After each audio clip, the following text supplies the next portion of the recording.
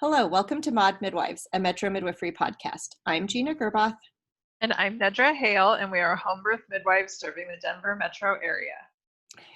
Well, this is a special podcast because I forgot about the podcast this week. Why did you forget about it? It was because you were busy midwifing. Yes. And I know we talked about doing Group B Strep next, but we thought actually we should do International Day of the Midwife for this podcast. So I guess I was midwifing during International Day of the Midwife. So Exactly. Yes. So I think it's totally appropriate. Well, I like to beat myself up about things, so it's true. It is my hobby. So anyway, so today is actually May 6th and May 5th is International Day of the Midwife.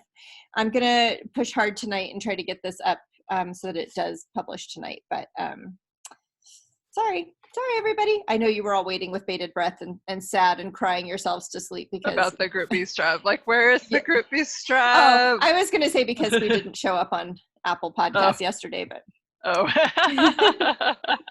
but you'll just have to pick up the pieces of your broken life and move on. Yes. Yeah. So International Day of the Midwife. I find it interesting that this often, it's May 5th. It always coincides with Cinco de Mayo. Yes. I don't know why that happened or how that happened, and it was Taco Tuesday also this year.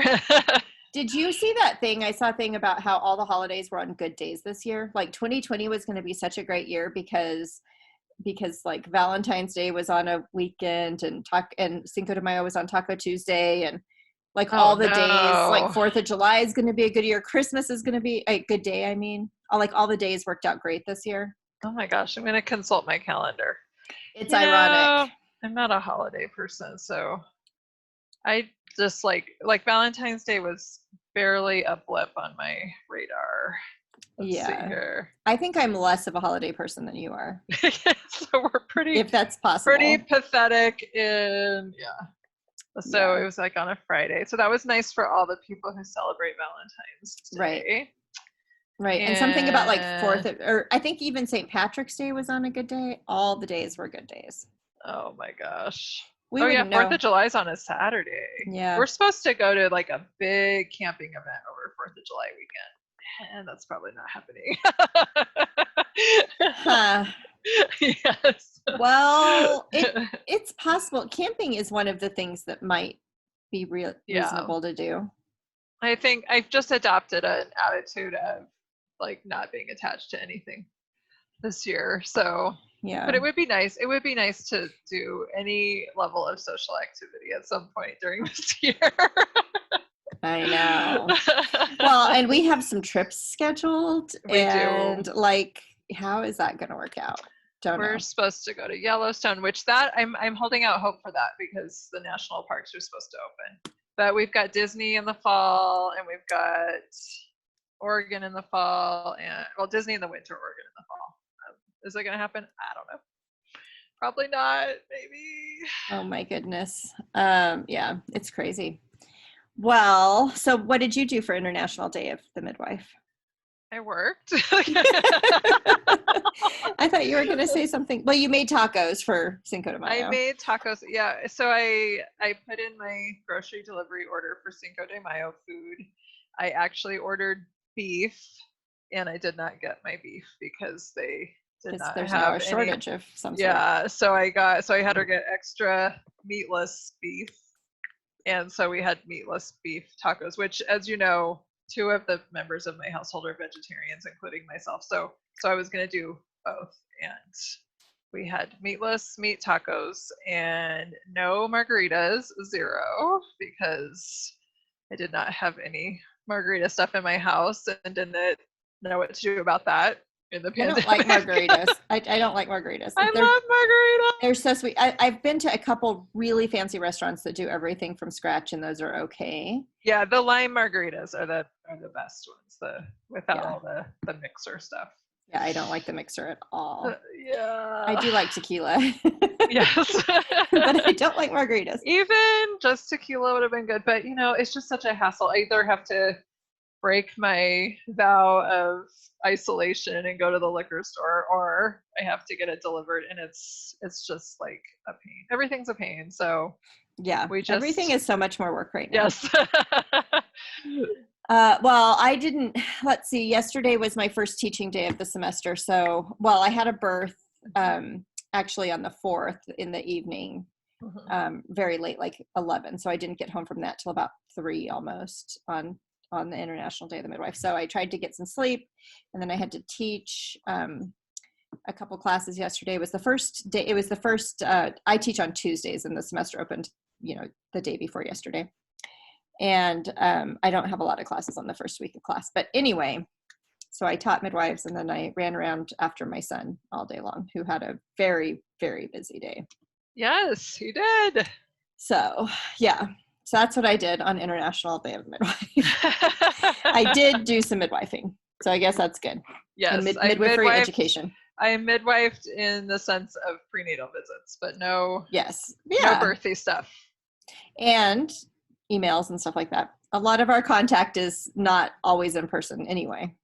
Right. Oh my gosh. Yes, there's so much. People just don't even know the amount of paperwork involved in midwifery. It's a lot of paperwork for sure. Yeah. Yes. Well, so I thought we could, and I think the other thing I was going to mention is that 2020 was declared the year of the nurse and midwife. So these are two distinct professions. There are nurse midwives in the United States. In most of the world, nursing is one profession and midwifery is another profession. So the World Health Organization declared something is happening. Something's wrong with your, is it yours or mine? I think you got stuck. Okay. I don't know if you can hear me, but you can log out and log back in, and I will go on the thing about the international, the year of the midwife, year of the nurse and year of the midwife. So 2020 was declared, I think, actually I said the World Health Organization. I actually think it was the United Nations as the year of the nurse and the year of the midwife. So it sort of feels like a bit like our year, and it's pretty ironic that midwifery has been so in the limelight this year, as the pandemic has made a lot of people consider their options for birth and that kind of thing. So there goes Nedra. She'll be back in just a minute. So yeah, so that is, that's kind of it's sort of a special recognition for the work of the profession this year. So I thought, I'll wait till Nedra gets back, but I thought that she and I would talk a little bit about, kind of what midwifery does, what it means for us, how it's impacted the course of our life, and all of that. So I will, she just sent a text that she's trying to get back in. Oh, maybe I will update everybody. So yesterday that I was chasing my son around, he enlisted in the Army yesterday. I think that he's restless and needed to get out. It's something he's thought about doing before. But he had this day so that I don't know if anybody knows about the military, which I know very little about the military. They have to go to something called MEPS, which is Military Enrollment Processing Service or something like that. And it's like a physical examination and there's actually a written examination that they have to take. He had to do, because of the pandemic, he had to do an at-home test, and then he had to do like a smaller test at MEPS yesterday. They have to do all kinds of intake paperwork and make lots of decisions. And anyway, so he was doing that yesterday, and somehow he ended up scheduling MEPS and Nedra's back. I don't know what happened. I had to sign in on my phone. So were you just continuing on without me? I was just talking because I didn't want to we probably don't have time to start over. So I was actually saying why I was so busy yesterday. So Liam was at MEPS all day. He thought it was supposed to take from 4 a.m. until noon, but he actually didn't get done till 4:30 because there was just, I think because they can't put as many people in a room and all of those things. So then he had to take his national registry examination for the paramedic class and the EMT class. The thing that is unfortunate is that he didn't sleep the night before because he was a bundle of nerves. And so he had this really busy day and then had to go take a certification examination. And we just found out he passed, which is super exciting. It's so great. I have to get my own scheduled because I took the class with him, and boy, I do not want to take it, but I already paid for it. So I guess I'll do it because I'm cheap. So when I left, you were talking about Yes. nurses and midwives, and Yes. I thought that was interesting what you were saying, and then I don't know what happened. Something happened. Then you had a technical difficulty. Yes. What I was saying is that it is, and I was saying, I think I said it was the World Health Organization that declared it the year of the nurse and the midwife, but I think it's actually United Nations is the declaration. Oh, I think you might be right. Anyway, so it's just that in most of the world, nursing is one profession and midwifery is another profession. And in the United States, we have this thing where kind of the integrated midwife model in the United States is through nursing. So it's a nurse midwifery degree. And so that's not really the intention behind the declaration, but I think that I've seen a lot of clarifications of that with the year of the nurse and the year of the midwife. Right. So it's the year of the nurse and midwife. Anyway, so it's kind of like our year. So I thought what we would do before all of this started is to just talk about how midwifery has shaped our lives and influenced us as people. And, just kind of a little bit about just talking about the midwives in our lives. Well, I mean, first of all, it's ironic that this is what's happening in 2020, and midwives are getting spotlighted right now, and of course the nurses. I mean, my goodness, they're working so hard and in so much peril and all of this through this pandemic. So it's just I just can't, it just blows my mind that this is the year of the nurse and midwife. It is ironic. And I think, really the nurses are the frontline workers here. And so I really do hesitate to call us frontline workers. And we are certainly more at risk than the average person because we have to have contact with people that we know. There's so many asymptomatic cases and stuff like that, but we're not frontline workers nearly in the same way that. No, and we can do pretty reliable screening of the people that we see. It's not 100% because of asymptomatic people, but it's it's totally different. We have so much more control over what we're exposed to in comparison to a frontline worker that is just in it all day, every day. I mean, caring for people that are sick, that are infected. Yeah, absolutely. Yeah, it is ironic. It's really weird that was our year designation, and then now we've got all this stuff going on. I agree. So what's kind of, how did the midwives? Who's the first midwife in your life who influenced you? Claudine is her name, and she was the first one I met as a very young mother. And she was the midwife of my next door neighbors. I think I've told you this story. And I was just getting into Bradley and being a doula and that kind of stuff when I met her. And so they invited me over for some of their postpartum visits. And I thought she was really fun and wonderful. And also the whole thing was a little bit weird. Yeah. Sorry. What happened? The newborn screening courier came. Thank you. Oh. And but shortly after that, I ended up working with her as a student for a couple of years. And so, and she was wonderful, very kind, very giving.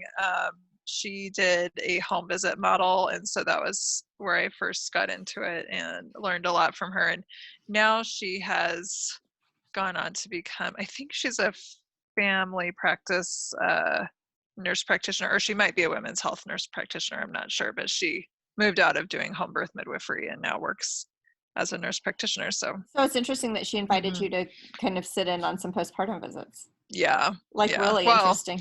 Well, the neighbor did. Oh, the neighbor invited you and you got to, sorry, I misunderstood that. Yeah. Oh, that's exciting. That's really great. So that really was influential for you. Kind of a random, invitation. Yeah. It was just totally, just, just the circumstances. So, and what else? She had 12 children, and that was my first exposure to like a super big family. And I just thought it was just so interesting how all of these different things work. Yeah. Yeah. So, yeah.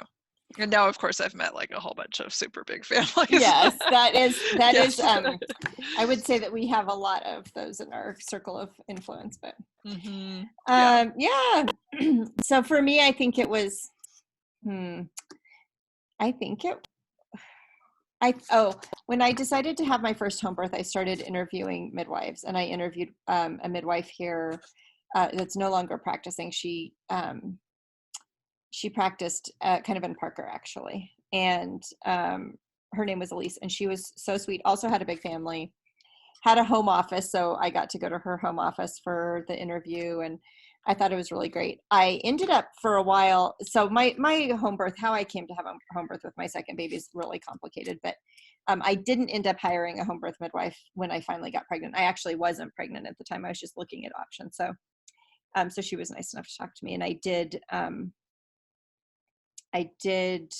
interviewed home birth midwives and nurse midwives in the hospital after I was pregnant. And then I ended up hiring a nurse midwife for the hospital and then changing back to a home birth midwife. It was a very, very convoluted. And by the time I went back, that particular midwife was on sabbatical. So I picked, I called another long practicing midwife in the area, Jan, for anybody who knows. And as it turns out, Jan's turned out to be one of the most influential midwives in my life. Yeah.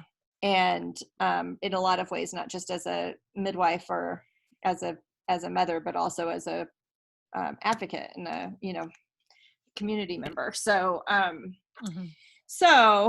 Jan said, well, and of course I was late to care. She says, well, I'm actually really busy, but I do have a student, and so she could take you on, and then Jan would still be there, which was really giving of her because she still had to be at the birth and all of that. So I had a primary student named Lisa who was wonderful, really became a friend, and then I had Jan as sort of that mentor in that mentor role. So I thought that was great. Oh, that's nice. Yeah. So who is your midwife with Hayden?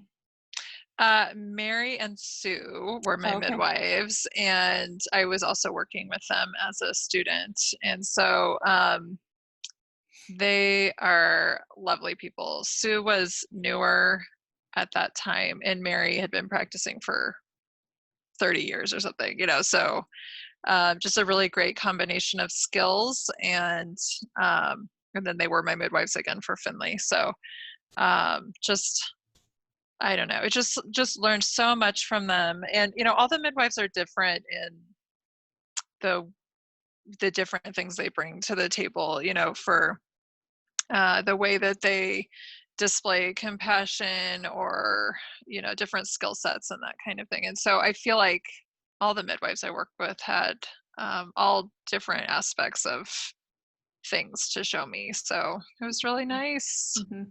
Yeah, I really felt that way. I allowed everybody to influence me in a different way. Like I kind of took a little bit from everybody, maybe is a way to say that. Yeah. So I had moved between my first home birth with Lisa and Jan to Pueblo. And so I had to find a new midwife. And I ended up with Pam Krell, who's another really experienced longtime midwife. And she was also really great, very down to business, and she's great. Yeah, fun to chat with, and she's also retired now. So, and Jan has recently retired. Yeah. So everybody's, cycling out at some point. But Mhm. yeah, Pam was great. She was really fun, and also had a lot of influence. And then she went on sabbatical at the point where I was ready to start looking for a preceptor. So I didn't start looking for a preceptor till my son was about 3.5 or so, my last baby. Mhm.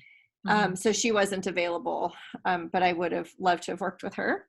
She did come back from sabbatical when I was almost done, and helped me with some of the last births, but I didn't start off with Pam as a teacher. So Mary and Sue became you were already a student. So did you have other Yeah. preceptors? Um, no, I just had so Claudine and Mary and Sue. But when I worked with Claudine, I was in a school, and so we worked with other midwives in that capacity, but like no other official preceptors.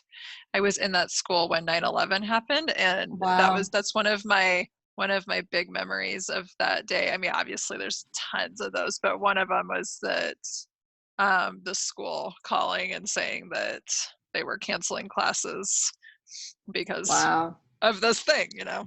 Wow. So yeah, so that was Oh, I got crazy. all teary thinking about that. I know. I think I'm really emotional today, FYI. Yes. Yeah, that's wow. That is really like, kind of Mhm. imprints in your memory, sort of. Yeah. Yeah. Uh, well, my first preceptor was, of course, another midwife that had a lot of influence. Her name was Susie, and she lived about 45 minutes from me, but never have I had.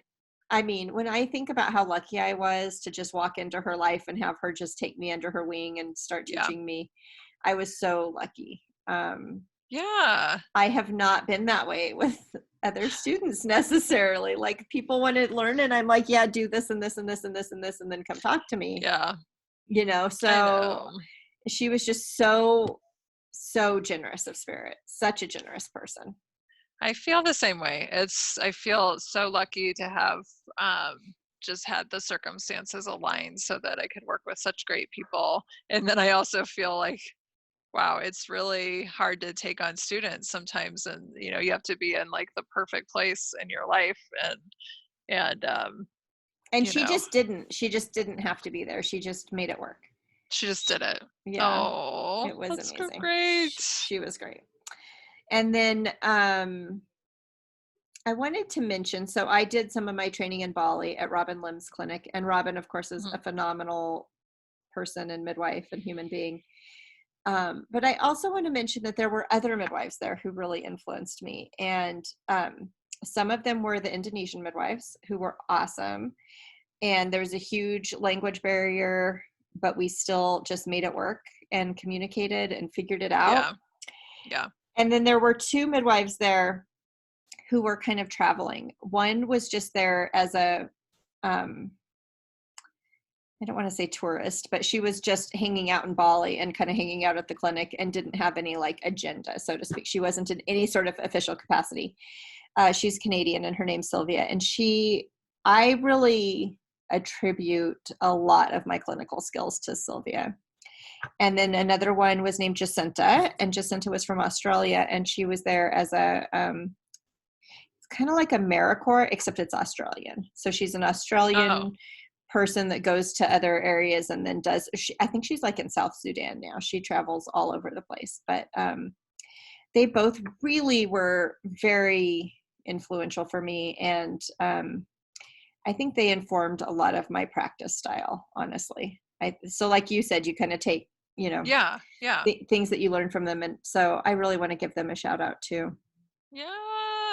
I know. And as you're talking, I'm thinking about all of the different midwives I've worked with.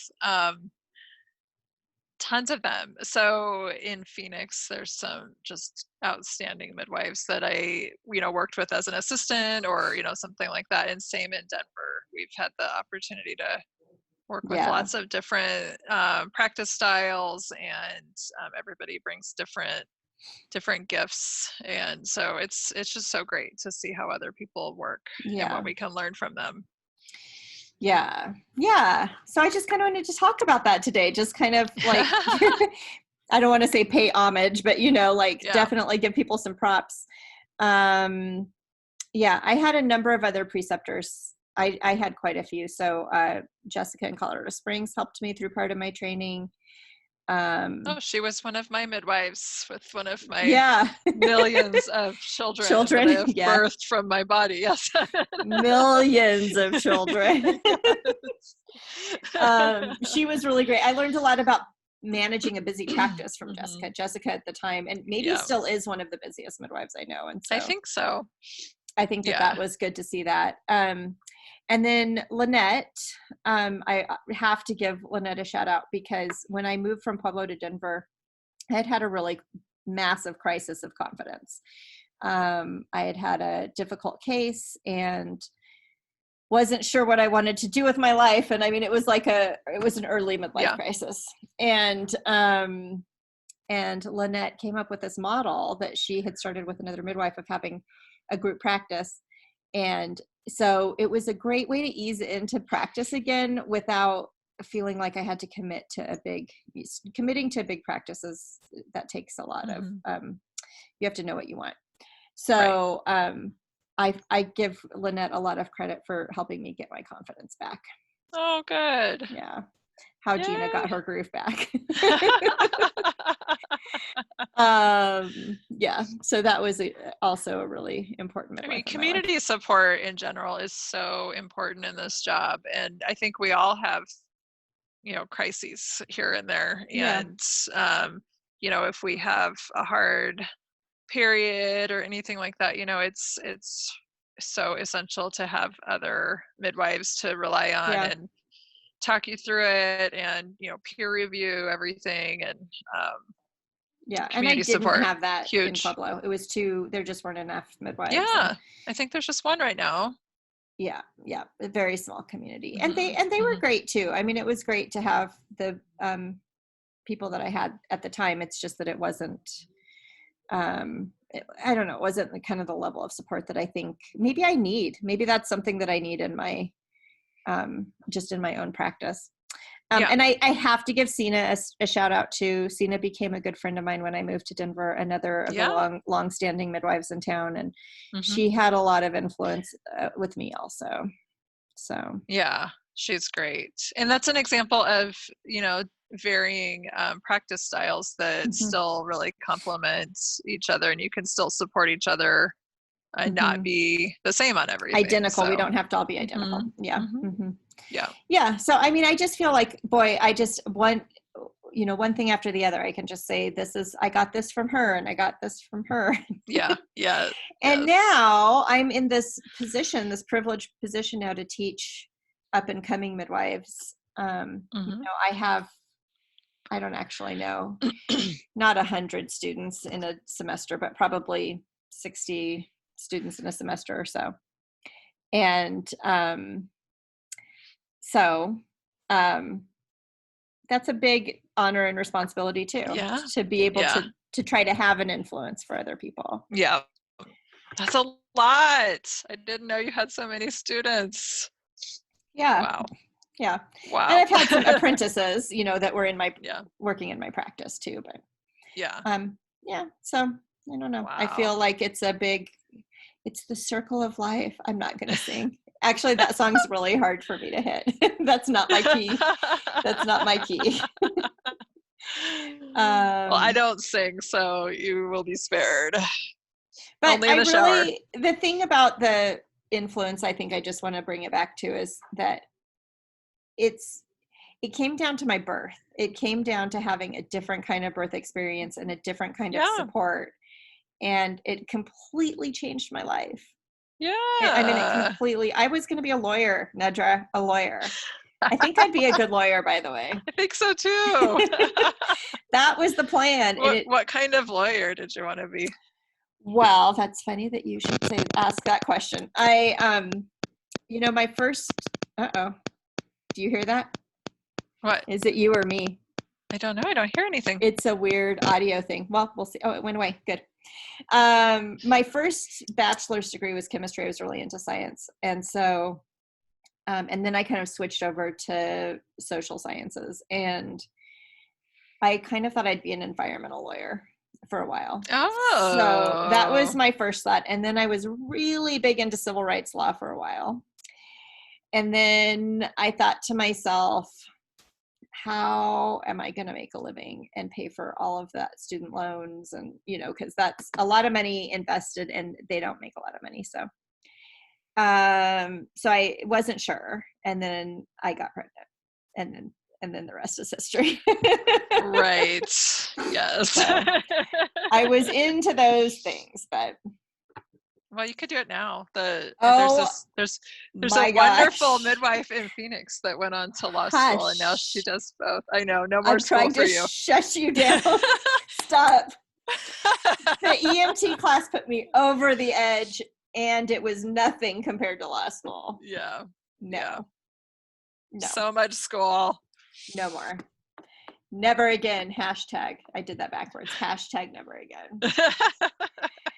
So any other shout outs you want to do?